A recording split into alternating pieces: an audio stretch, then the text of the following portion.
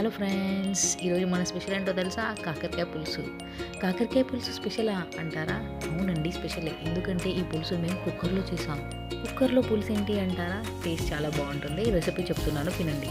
First stove మీద cooker పెట్టుకోండి. Oil వేసి అందులో జీలకర్ర, ఆవాలు, పచ్చిమిర్చి, ఆనియన్స్, కరివేపాకు వేసుకొని మంచిగా ఫ్రై చేసుకొని అల్లం వెల్లుల్లి పేస్ట్ వేసుకోండి.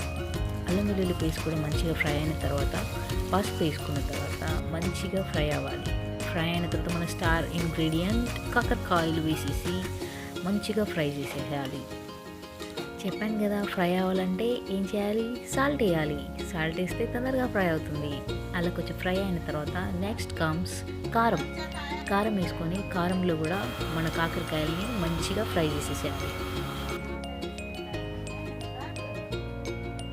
నెక్స్ట్ కమ్స్ పులుసు. పులుసు పోసుకోవాలి. పులుసు మంచిగా పోసుకొని కలుపుకున్న తర్వాత నెక్స్ట్ వచ్చేసి మెంతుల పొడి. మేము ఫ్రెష్గా చేసిన మెంతుల పొడి వేసాం.